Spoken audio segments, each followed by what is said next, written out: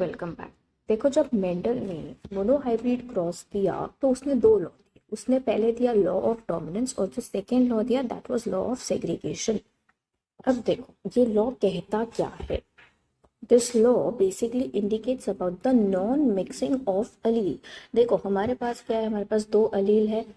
For example मैंने लिया height, तो अब हाइट क्या ऑप्शन है, हाइट एक कैरेक्टर है, उसके कौन से दो ट्रेट्स है, टॉल एंड डॉर्फ। अब अगर ये टॉल एंड डॉर्फ है तो यहाँ पे जो दो अलील है दे आर कैपिटल टी जो कि मेरा डोमिनेंट अलील है एंड स्मॉल टी जो कि मेरा रेसेसिव अलील है। अब देखो यहाँ पे हो क्या रहा है, अगर कैपिटल टी साथ में बैठे हैं तो जो फिनोटाइप है वो टॉल मिलेगा, लेकिन एक कैपिटल टी दूसरे कैपिटल टी पे डिपेंड नहीं करता है।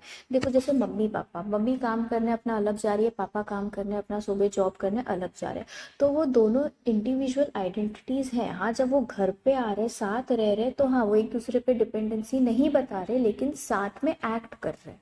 समझ आई बात। तो मम्मी एक अलग इंडिविजुअल है, पापा एक अलग इंडिविजुअल है, but when they are together they are being parents. लेकिन जब वो ऑफिस जा रहे हैं तो वो एक अपने अलग रोल में, एक अपने अलग आइडेंटिटी में है।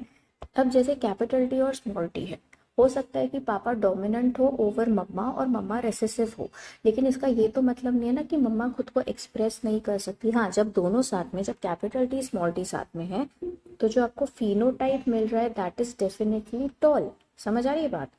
लेकिन इसका ये मतलब नहीं है कि जो रेसेसिव अलील है स्मॉल टी वो कभी खुद को एक्सप्रेस करेगा ही नहीं।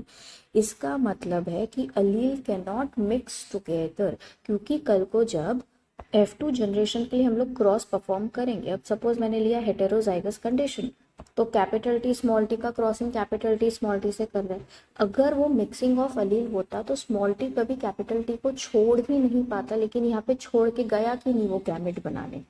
तो एक गैमेट है जिसमें सिर्फ कैपिटल टी लिया, एक गैमेट है जिसमें सिर्फ स्मॉल टी लिया, क्योंकि जब गैमेट बनता है तो मियोसिस होता है। समझ आ रही है बात। Mitosis, meiosis, cell cycle, cell division में है, ये ऑलरेडी हम पढ़ा चुके हैं, तो आप जाके वीडियो देख लेना अगर आपने नहीं देखा। तो कमिंग बैक, अगर गैमेट फॉर्मेशन हो रहा है तो वो एक दूसरे से अलग हो रहे हैं, यानी वो एक दूसरे के साथ मिक्स नहीं होते। यही जो कंसेप्ट है वो लॉ ऑफ सेग्रीगेशन बोल रहा है। सेग्रीगेट का मतलब होता है दूर दूर जाना, एक दूसरे से अलग अलग होना, एक साथ मिक्सिंग नहीं होना। तो ये जो लॉ ऑफ सेग्रीगेशन है this is basically a universal law, क्योंकि जब भी सेक्सुअल रिप्रोडक्शन होगा, जब भी गैमेट फॉर्मेशन होगा, जब भी मियोसिस होगा, हमेशा अलील्स को सेपरेट होना ही पड़ेगा। Basically there is no exception to this law. अब बात समझ आ रही है। So this law was given after the monohybrid cross was performed. Law of dominance universal नहीं होता, उसमें co-dominance and complete dominance का exception होता है, but this one is universal. So next session में हम लोग और भी laws के बारे में पढ़ने वाले जो डाई हाइब्रिड क्रॉस के बाद आए थे. So let's meet soon in the next session.